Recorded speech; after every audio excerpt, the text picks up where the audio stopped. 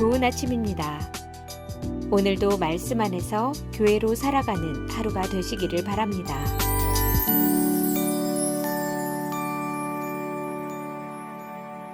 안녕하세요, 성도 여러분. 2월 18일 수요일 말씀 묵상 시작하겠습니다. 오늘 함께 나눌 말씀은 마태복음 14장 22절부터 33절까지의 말씀입니다. 조금 길지만 함께 읽어보겠습니다.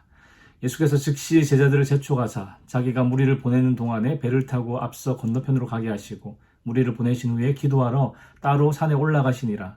저물매 거기 혼자 계시더니 배가 이미 육지에서 술이나 떠나서 바람이 거스름으로 물결로 말미암아 고난을 당하더라.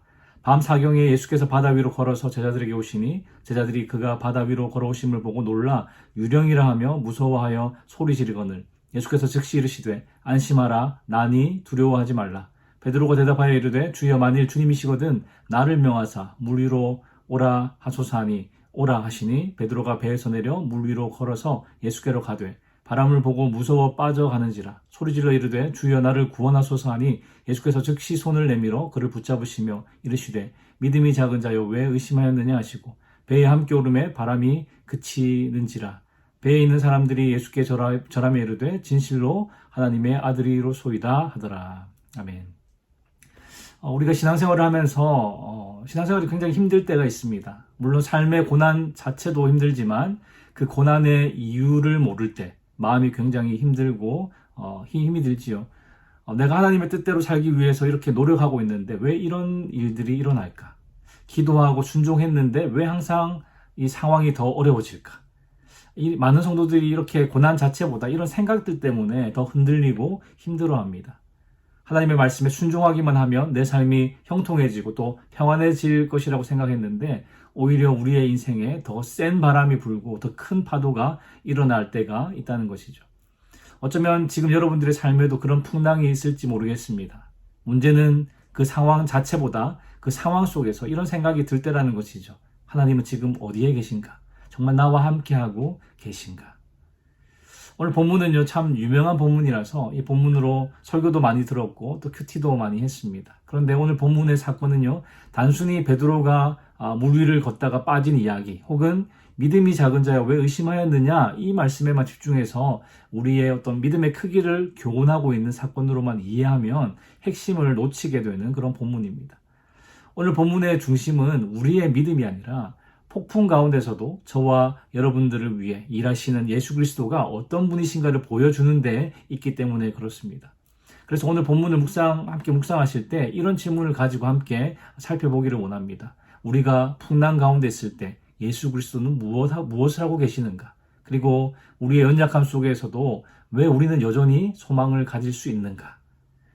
오늘 말씀을 통해서 폭풍 가운데 있는 우리의 상황이 아니라 폭풍 가운데 임하시는 그리스도를 바라보게 되시기를 주님의 이름으로 축원합니다.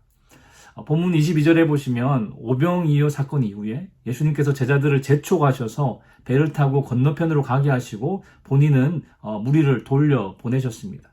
여기서 재촉하다라는 단어는요, 헬라어로 아난카조라는 단어인데요. 이 단어는 어떤 특정한 방식으로 행동하도록 강제하다 혹은 강하게 압박하다라는 의미를 가지고 있습니다. 그래서 예수님께서 제자들이 배를 타고 건너편으로 가도록 재촉하신 것은 단순히 빨리 가라 하셨다기보다는 그들이 배를 타고 건너편으로 가는 그 일이 무엇인가 긴박한 과업인 것처럼 제자들을 압박하고 닥달하셨다는 것이죠.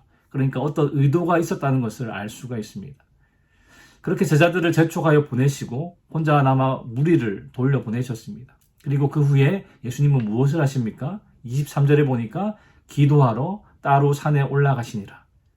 예수님께서 산에 올라가 기도하실 때 제자들은 어떤 상황에 처했습니까? 24절에 보시면 배가 이미 육지에서 술이나 떠나서 바람이 거스름으로 물결로 말미암아 고난을 당하더라.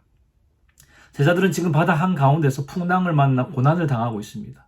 맞바람이 불어서 배가 전진하는데 어려움을 겪고 있는 것이죠. 예수님이 가라고 해서 갔는데 이런 고난을 당한 것입니다. 그리고 예수님은 그들과 함께 계시지 않으셨죠. 적어도 상황은 그렇게 보입니다. 그러나 예수님은요, 제자들을 고난 가운데 버려두신 것이 아니라 보이지 않는 곳에서 그들을 위해 기도하고 계셨습니다. 여러분, 예수님께서 고난 중에 있는 제자들을 위해서 기도하시는 이 장면은 단순한 과거의 사건으로 지나가는 것이 아니라 부활하고 승천하신 예수님께서 지금도 하늘에서 성도들을 위해 기도하고 계시는 모습을 보여주고 있습니다. 히브리서 7장 25절에서도 그렇게 말씀하고 있지요. 그러므로 자기를 힘입어 하나님께 나아가는 자들을 온전히 구원하실 수 있으니 이는 그가 항상 살아계셔서 그들을 위하여 간구하심이라. 예수님은 지금도 살아계셔서 우리를 위해 중보하고 계십니다.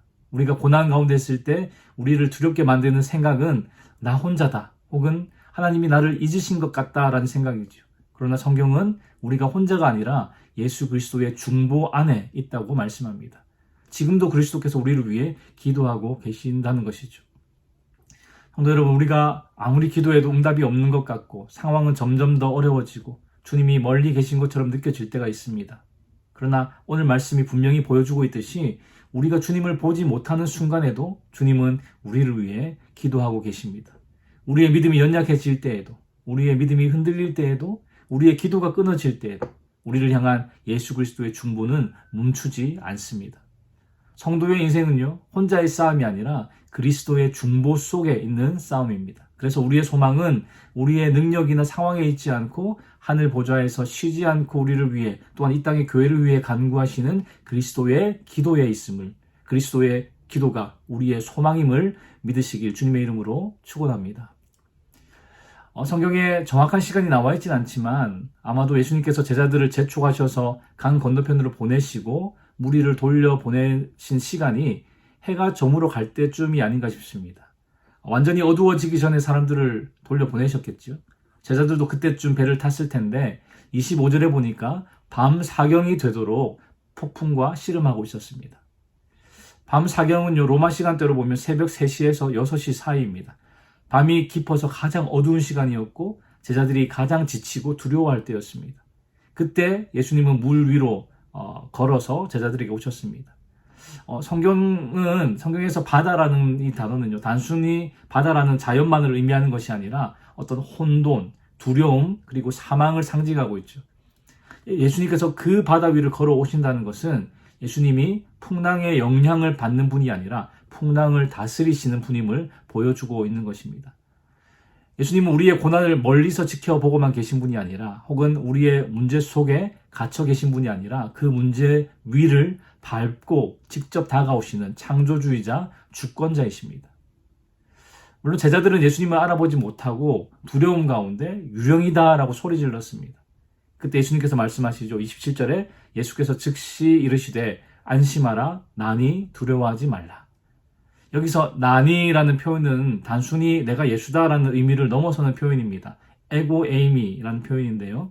예수님께서 요한복음에서 나는 무엇무엇이다라고 7가지 말씀하실 때 에고 에이미를 사용하셨죠. 나는 생명의 떡이다. 나는 세상의 빛이다. 나는 양의 문이다. 나는 선한 목자다. 나는 부활이요 생명이다. 나는 길이요 진리요 생명이다. 나는 참 포도나무다.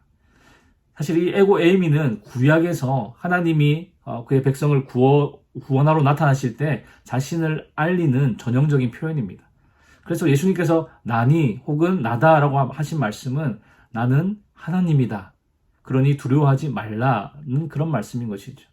이 바다를 창조하고 다스리는 하나님이 여기 있으니 더 이상 두려워하지 말라는 말씀입니다. 나니 두려워하지 말라는 예수님의 말씀을 듣고 베드로가 배에서 내려서 물 위를 걸어 예수님께로 갑니다. 참 놀라운 장면이지요. 베드로는 다른 제자들과 달리 믿음으로 배 밖으로 나가서 실제로 물 위를 걸었습니다.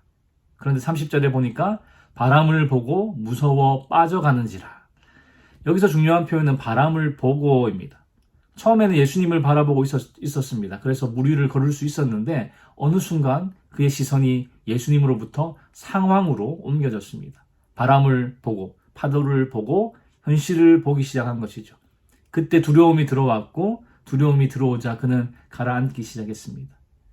성도 여러분, 이 모습이 바로 저와 여러분의 모습입니다. 신앙의 문제는 어떤 의지의 문제라기보다 시선의 문제라고 할 수 있죠. 우리의 신앙이 흔들릴 때 우리는 흔히 이렇게 말합니다. 내 믿음이 왜 이렇게 약할까? 그런데 더 중요한 질문은 이것이죠. 나는 지금 무엇을 바라보고 있는가? 여러분, 상황을 바라보면 두려워집니다. 사람을 바라보면 실망하고 자신을 바라보면 낙심합니다. 그러나 예수를 바라볼 때 우리는 설 수 있는 것이죠. 신앙생활이 힘들어지는 이유는 믿음이 없어서가 아니라 그리스도보다 상황을 더 크게 보기 때문이라는 것입니다. 그런데 복음의 은혜는요, 여기서 더 분명하게 나타납니다. 30절 하반절에 보니까 베드로가 주여 나를 구원하소서 하며 소리를 지릅니다. 그리고 31절에서 예수께서 즉시 손을 내밀어 그를 붙잡으시며, 예수님은 베드로가 완전히 가라앉을 때까지 기다리지 않으시고 즉시 손을 내밀어 잡으셨습니다. 그의 믿음이 회복되기를 기다리지도 않으셨습니다. 즉시 손을 내밀어 잡으셨다는 것이죠. 여러분, 이것이 바로 복음입니다. 우리의 구원은요, 우리의 완전한 믿음에 달려있는 것이 아니라 완전하신 그리스도의 손에 달려 있습니다. 우리는 흔들리고 두려워하지요. 때로는 믿음보다 염려가 더 큽니다. 그러나 우리의 소망은 우리가 주님을 붙드는 그 힘이 아니라 주님이 우리를 붙드시는 은혜에 있습니다. 여러분, 혹시 지금 신앙이 무너진 것처럼 느껴지십니까? 기도가 잘 되지 않고 막 마음이 식은 것 같습니까? 낙심 가운데 계십니까? 주님은 여러분들이 다시 강해질 때까지 기다리고 계시는 분이 아니라 지금도 즉시 손을 내밀어 붙드시는 분이라는 것을 기억하시기 바랍니다. 오늘 본문 마지막 부분인데요. 베드로가 예수님의 손을 잡고 배에 함께 오르자 바람이 그쳤습니다. 그리고 33절에 배에 있는 사람들이 예수께 절하며 이르되 진실로 하나님의 아들이로소이다 하더라. 여러분, 오늘 본문의 목적은요, 단순히 베드로의 실패를 보여주는 것이 아닙니다. 풍랑, 두려움, 물 위를 걷는 경험, 실패, 주님이 손으로 붙드심, 이 모든 과정의 목적은 하나입니다. 바로 예수 그리스도가 누구신지를 알게 하는 것이죠. 성도 여러분, 성도의 인생 가운데 있는 풍랑도 마찬가지입니다. 문제가 해결되는 것이 목적이 아니라 그 과정을 통해서 그리스도가 얼마나 크신 분인지, 그리스도가 얼마나 신실하신 분인지, 우리가 얼마나 그분의 은혜로 살고 있는지 그리스도를 더 깊이 알고 더 분명히 고백하며 더 진심으로 경배하게 하시는 것입니다. 풍랑이 우리를 무너뜨리기 위해 오는 것이 아니라 우리의 시선을 그리스도께로 돌리고 그분을 더 깊이 알고 더 진심으로 경배하게 하도록 하기 위해서 온다는 것이죠. 그래서 성도는요, 자신의 믿음을 의지하는 사람들이 아니라 우리를 붙드시는 그리스도를 의지하는 사람들입니다. 그리고 그 은혜를 경험한 사람의 마지막 고백은 이것입니다. 예수님은 진실로 하나님의 아들이십니다. 사랑하는 성도 여러분, 풍랑은 우리의 인생에서 사라지지 않을 수 있습니다. 그러나 풍랑보다 크신 예수 그리스도를 알게 된다면 그 풍랑은 더 이상 우리를 무너뜨릴 수 없습니다. 오늘 하루도 우리의 삶의 자리에서 상황이 아니라, 우리의 믿음이 아니라 폭풍 가운데 임하시는 그리스도를 바라보며 주님, 진실로 주는 하나님의 아들이십니다. 나의 소망은 오직 주님께 있습니다. 라는 그 고백으로 살아가는 저와 여러분 되시기를 주님의 이름으로 축원합니다. 기도하겠습니다. 하나님, 우리의 삶 가운데 때로는 이해할 수 없는 풍랑과 두려움이 찾아올 때가 있습니다. 상황이 어려워지고 주님이 멀리 계신 것처럼 느껴질 때도 있습니다. 그러나 오늘 말씀을 통해 보이지 않는 순간에도 우리를 위해 중보하시고 가장 어두운 때에 우리에게 찾아오시는 주님을 믿게 하시니 감사합니다. 주님, 우리의 시선이 상황과 문제에 머물지 않게 하시고 언제나 폭풍 위를 걸어오시는 예수 그리스도를 바라보게 하여 주시옵소서. 두려움과 염려에 빠질 때마다 주여 나를 구원하소서라고 부르짖는 그 믿음을 주시고 즉시 손 내밀어 우리를 붙드시는 주님의 은혜를 경험하도록 인도하여 주시옵소서. 주님, 우리의 믿음이 아니라 우리를 붙드시는 주님의 손이 우리의 소망이 되게 하시고 어떤 상황 속에서도 흔들리지 않도록 우리를 보호하여 주시옵소서. 오늘 하루도 우리의 삶의 모든 자리에서 주님은 참으로 하나님의 아들이십니다 라고 고백하며 주님만을 의지하며 살아가는 우리 모두 되게 하여 주시옵소서. 감사를 드리며 예수 그리스도의 이름으로 기도합니다. 아멘. 수요일 기도 제목으로 함께 기도하겠습니다. 교육부 및 청년 등 다음 세대 사역을 위해 기도하실 때에 영아부, 유아부, 초등부, 청소년부가 교회학교를 통해 복음을 만날 수 있도록 대학부, 청년부, EM 사역을 통하여서 우리 다음 세대가 신앙적 가치관을 확립하도록 기도해 주시기 바랍니다. 구역장님들과 새가족들을 위해 기도하실 때에 우리 구역장님들 한 분 한 분이 섬김을 통해서 각 개인이 은혜와 복을 누리도록 새가족들이 잘 정착하여 믿음의 뿌리를 견고하게 내리도록 기도해 주시기 바랍니다. 선교사님을 위해 기도하실 때에는 네팔의 윤성철 선교사님, 터키의 하상욱 선교사님, 일본의 문일배 선교사님, 페루의 윤애경 선교사님, 그들의 선교사역을 통하여서 많은 영혼들이 복음을 듣고 주께 돌아올 수 있도록 함께 기도해 주시기 바랍니다.